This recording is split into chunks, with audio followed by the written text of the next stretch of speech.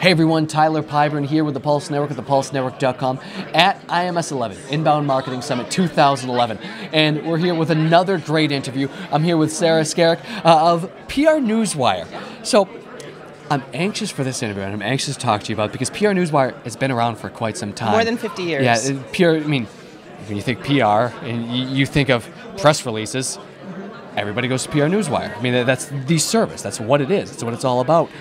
But things have changed over those 50 years, really. Well, and actually, I can offer perspective for the last 17 years or so. I joined PR Newswire in 1995, and at that time, fax machines were just coming online, and those were going to be the death of the press release.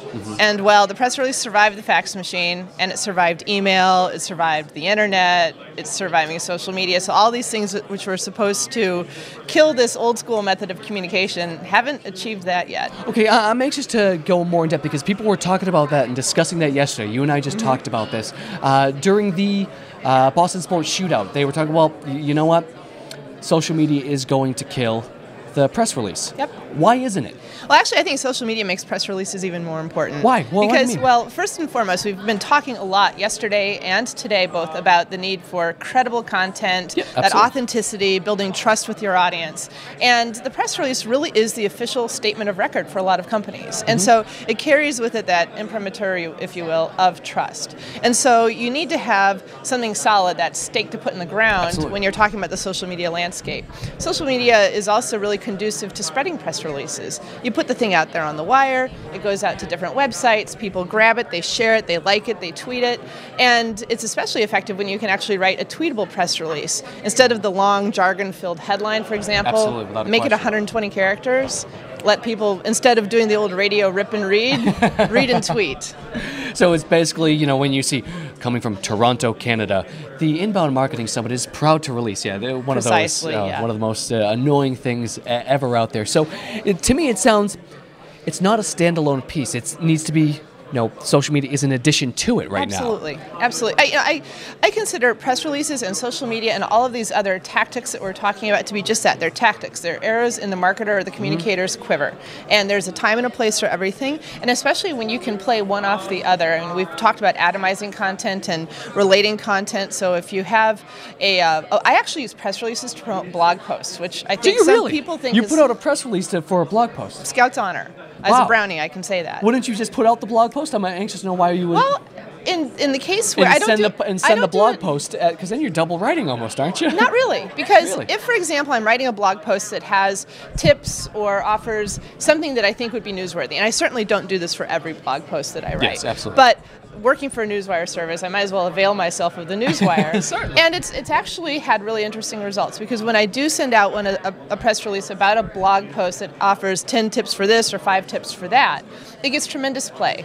And I just use a simple template with a tight headline that you can tweet that's also search engine friendly, because search engines also obviously play into press release visibility. And I just write a short summary of the blog post. Here's the problem that we're talking about. Here are some of the tips that we're discussing. For more, here's the link. Read the blog post. And again, worked for PR Newswire for 17 years, big believer in the service, but even I was really surprised at the results. My readership on the days that I issue the blog or the press release or the blog post doubles. The CTR, the click-through rate, stays right up there at 11-12% where it is with my blog. The subscriptions, the shares have all more than doubled, so I'm a believer. So it's working. I mean, you've seen it, so to say the least, it's working. Yes, now, it's working. I'm anxious to know this. I mean, you mentioned content. That word is overused, but it's underused at the same time, because and it's still content. Content's king. Absolutely, we've heard that how many times over the weekend, over our lives.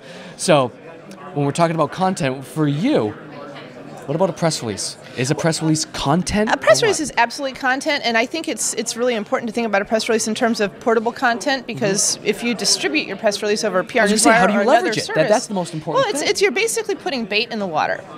You're putting bits and pieces of your message out there on different websites, within different social networks, on different blogs.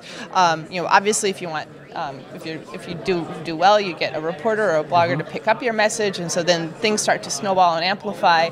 And so I absolutely think the press release is a really important piece of content.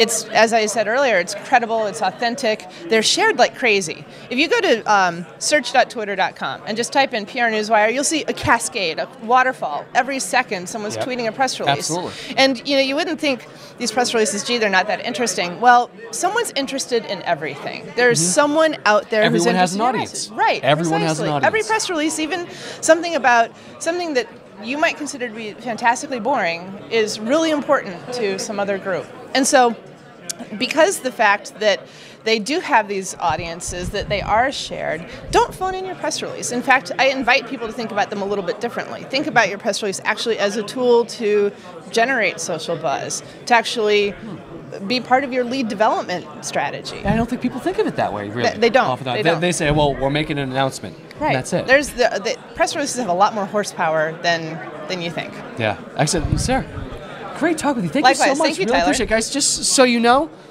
the press release, it's not dead. It's been around forever, and it's going to be around forever. I'm Tyler Piper of the Pulse Network. What's next now?